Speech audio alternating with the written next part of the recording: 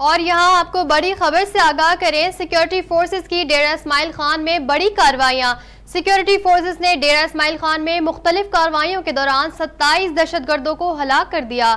23 بہادر سپاہیوں نے شہادت کو گلے لگایا۔ آئی ایس پی آر کے مطابق انٹیلیجنس ہیڈز کا کارروائی درازندہ کے علاقے میں کی گئی۔ آئی ایس پی آر کا کہنا ہے کہ 11 اور 12 دسمبر کی درمیانی رات ڈی آئی خان میں دہشت گردوں کی سرگرمیاں دیکھنے میں آئیں۔ درازندہ کے علاقے میں آپریشن کے دوران دہشت گردوں کے ٹھکانے کو تباہ کر دیا گیا۔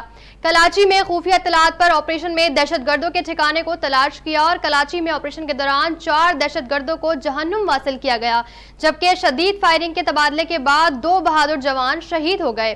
آئی ایس پی آر کا کہنا ہے کہ درابن میں سیکیورٹی فورسز کی چوکی میں دہشت گردوں کے داخل ہونے کی کوشش کو مؤثر طریقے سے ناکام بنا دیا گیا، جس کے بعد دہشت گردوں نے بارود سے بھری گاڑی کو چوکی سے ٹکرا دیا۔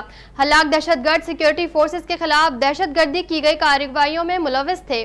ہلاک دہشت گرد معصوم شہریوں کے قتل میں بھی ملوث تھے۔ کارروائیوں کے دوران اسلحہ، گولہ بارود اور دھماکہ خیز مواد بھی برآمد کیا گیا۔ پاکستان کی سیکیورٹی فورسز ملک سے دہشت گردی کے خاتمے کے لیے پرعزم ہیں۔